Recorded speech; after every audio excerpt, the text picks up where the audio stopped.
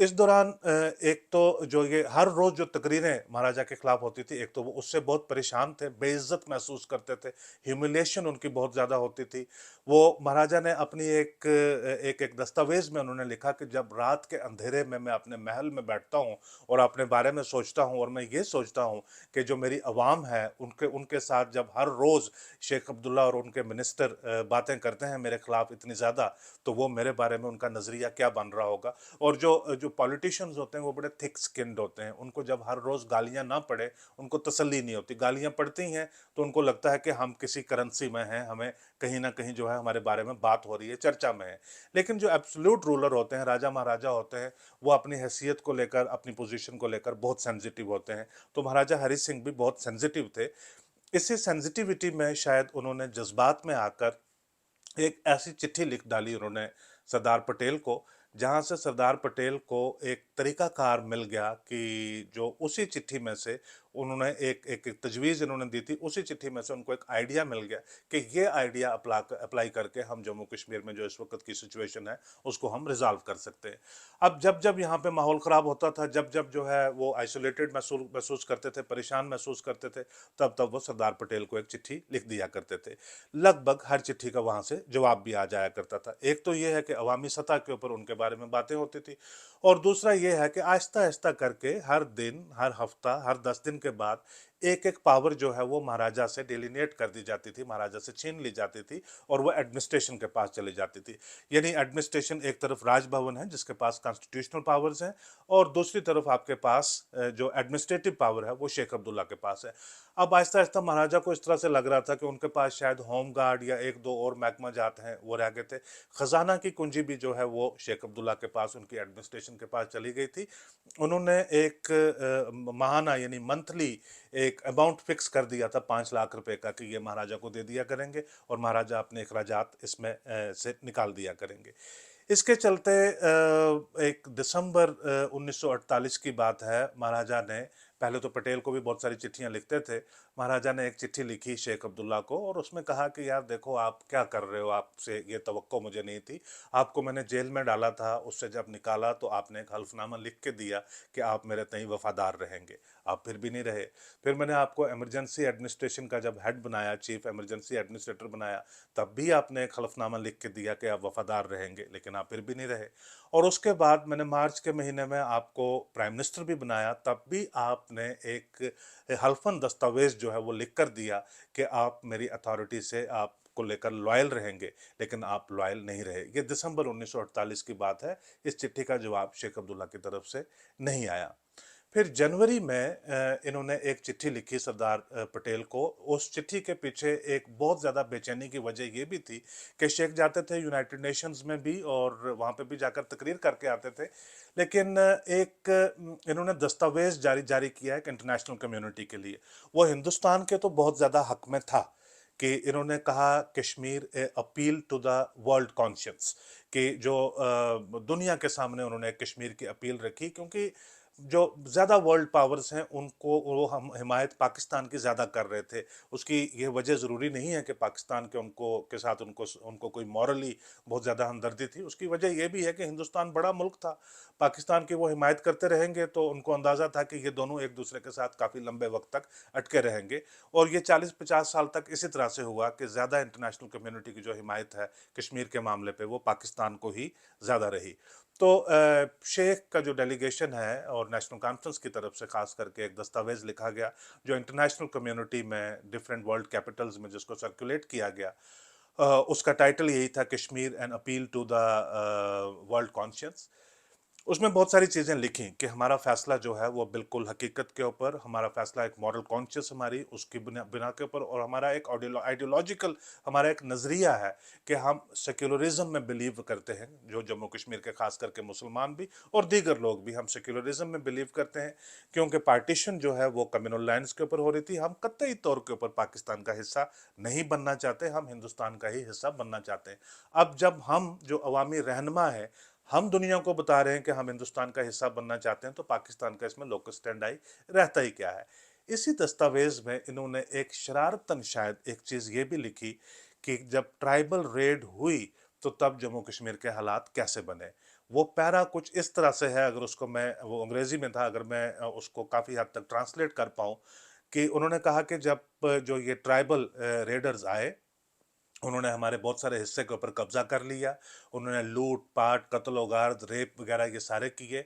यहाँ तक सिचुएशन बन गई कि महाराजा रातों रात अपना पैलेस छोड़कर भागकर जम्मू आ गया, और बेशुमार लारियों में अपना बहुत सारा सामान लेकर वो जम्मू आ गया। लिहाजा there was a breakdown of the system, power का कोई जो सिस्टम रहा नहीं, वो ब्रेक डाउन हो गया। उस अफरा तफरी के माहौल में, उस पैनिक में, केओस में, हमने जो एडमिनिस्ट्रेशन है, हमने जो सिक्योरिटी है, हमने जो सारे मामलात हैं रियासत के, उनको अपने हाथ में लिया, और फिर बाद में महाराजा ने एक फॉर्मेलिटी करते हुए हमें अपॉइंट कर दिया प्राइम मिनिस्टर।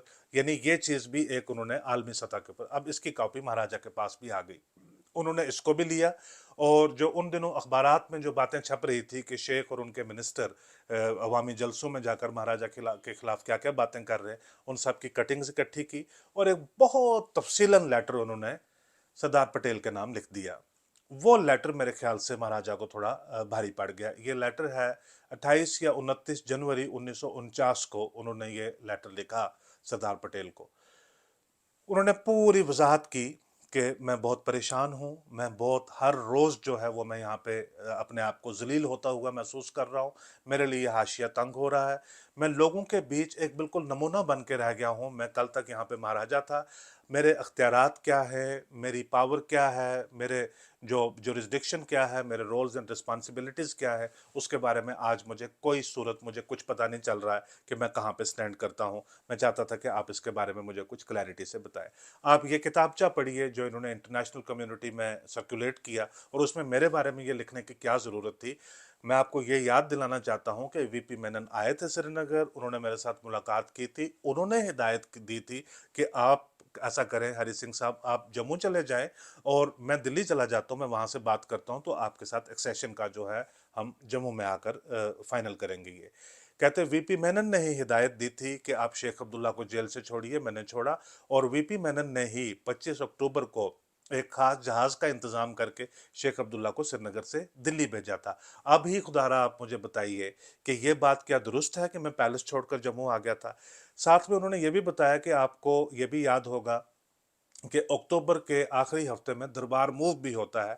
अगर कुछ तस्वीरात शाया हुई हैं, कुछ फोटोग्राफ्स ऐसे आए हैं कि बहुत सारी लारियां, बहुत सारी गाड़ियां कश्मीर से जम्मू आई हैं, तो वो ज़रूरी नहीं कि हम पैलेस छोड़कर भागकर ट्रकों में सारा सामान बांधकर हम लेकर आ रहे थे। वो ये भी वजह है कि दरबार मूव की भी एक वजह थी, तब भी लोग जो है वो श्रीनगर से जम्मू आ रहे थे। क्या आप इस मामले में मुदाखलत नहीं करेंगे? क्या आप मुझे इन सारी चीज़ों से जो है, आप क्या शेख के साथ दो टूक बातों में बात नहीं करेंगे? क्या आप मुझे इसमें एक एब्सोल्यूट गारंटी नहीं देंगे कि खास करके जो मेरी शख्सियत है, मेरी जो पर्सनल रेपुटेशन है, उसको प्रोटेक्ट किया जाए? वो उनको कहते हैं, पटेल साहब, आपने कहा था कि जो एक्सेशन की बात भी जो है आपके साथ बातचीत हुई थी, आपने कहा था यूं कर दीजिए, मैंने यूं कर दिया। आपने कहा शेख को इमरजेंसी एडमिनिस्ट्रेशन का हेड बनाइए, मैंने वो बना दिया। आपने कहा कि उनको प्राइम मिनिस्टर अपॉइंट कीजिए, मैंने अपॉइंट कर दिया। आपने कहा कि सारी पावरें उनको आस्ता आस्ता ट्रांसफर कर दीजिए, मैंने वो सारी कर दी। कहते मेरे देखते देखते देखते देखते मेरे पाँव के नीचे से जो ज़मीन है वो सारी खिसक गई, और आपने इसके ऊपर कोई चीज़ नहीं की। अब ये सारी चीज़ें उन्होंने बताकर अब उन्होंने कहा कि मैं दो प्रपोजल्स हैं मेरे आपके सामने, और इन दो प्रपोजल्स के ऊपर आप गौर कीजिए, और इन दोनों प्रपोजल्स में से किसी एक को चुनकर आप मेरे साथ एक हतमी फैसला कर लीजिए, क्योंकि अब जो सिचुएशन है वो मेरी बर्दाश्त की हद से बाहर है। निहायत ही इमोशनल और एक कमज़ोर लेटर जो है वो महाराजा ने पटेल साहब के नाम लिखा। प्रपोजल उन्होंने ये दिया कि मेरे जहन में ये बात आती है कि प्रपोजल नंबर 1 जो है वो मेरा ये है, मेरे जहन में ये बात आती है कि मैं इंस्ट्रूमेंट ऑफ एक्सेशन को वापस ले लेता हूँ मैं। ये आपने बहुत ज़्यादा इसके बारे में आपने नहीं सुना होगा कि ये वाक़या भी पेश आया कि महाराजा हरि सिंह ने होम मिनिस्टर को और डिप्टी प्राइम मिनिस्टर को ये लिख कर बोला कि मैं इंस्ट्रूमेंट ऑफ एक्सेशन ही वापस ले लेता हूँ मैं। इंस्ट्रूमेंट ऑफ एक्सेशन वापस लेने का क्या मतलब हुआ कि जो अक्टूबर में सिचुएशन थी वो हो जाए कि जम्मू कश्मीर हिंदुस्तान का अब हिस्सा नहीं है, और ना ही किसी और मुल्क का हिस्सा है, जम्मू कश्मीर आज़ाद है। ये बात कब की है? ये जनवरी 1949 की बात है। ये कहते हैं ये, लेकिन एक दूसरे नजरिए से उनको बताते हैं कहते हैं कि जो यूनाइटेड नेशन में, क्योंकि माहौल बहुत पेचीदा यूनाइटेड नेशन में हुआ था, इंडिया की जो अथॉरिटी है, इंडिया के जो स्टैंड है कश्मीर के ऊपर, वो बहुत ज़्यादा चैलेंज किया जा चुका हुआ था, और मुल्क के अंदर भी इस बात को लेकर बहुत ज़्यादा क्रिटिसिज्म था कि नेहरू ने ये मामला यूनाइटेड नेशन को रेफर किया ही क्यों। इन्होंने कहा कि मैं जब ये एक्सेशन विड्रॉ कर लेता हूँ, मैं इस एग्रीमेंट से मैं पीछे हो जाता हूँ, तो जाहिर सी बात है कि जो इसकी मेंटेनेबिलिटी है, जो यूनाइटेड नेशन के अंदर जो डिबेट चल रही है, वहाँ पे जो हमारा मामला चल रहा है, इसकी मेंटेनेबिलिटी जो है वो भी ख़त्म हो जाएगी। यानी अब उसका, उस केस की कोई अपादियत, उस केस की कोई इंपॉर्टेंस है वो यूनाइटेड नेशंस में रहेगी ही नहीं। वो पटेल को मजीद वो याद दिलाते हैं कि आप देखिए कि United nation military observer group की एक टुकड़ी जो है, उसने अपना दफ्तर श्रीनगर में सजा लिया हुआ है, और यहाँ पे वो रोज़मर्रा की जो रिपोर्ट्स हैं वो सारी न्यूयॉर्क में भेजते जा रहे हैं। और न्यूयॉर्क में जो सलामती कौंसिल के, सिक्योरिटी कौंसिल के मेंबरान हैं, वो एक जायज़ा उनको इस तरह से, जब यहाँ से रिपोर्ट वहाँ पे जाती है, तो उनको अंदाज़ा लगता है कि जम्मू कश्मीर के अंदरूनी हालात ठीक नहीं है। उसकी वजह सिर्फ यही है कि मेरे और मेरे प्राइम मिनिस्टर के दरमियान जो है हम आहंगी नहीं है। तो लिहाजा मेरा ये प्रपोजल है, मेरी ये तजवीज़ है कि मैं एक्सेशन ही वापस ले लेता हूँ, आप अपने रास्ते और हम अपने रास्ते। ये शायद उनका एक गुस्सा का इजहार करने का तरीका था कि अगर आप शेख अब्दुल्ला को रीन इन नहीं कर सकते, आप शेख अब्दुल्ला को समझा नहीं सकते, तो मेरे पास दूसरी सूरत कोई रहती नहीं है, मैं एक्सेशन ही वापस ले लेता हूँ। ये एक माइल्ड सी थ्रेट थी गवर्नमेंट ऑफ इंडिया को, जिसको शायद पटेल को बुरी लगी। पटेल थ्रेट्स वगैरह जो है वो नहीं सुना करते थे।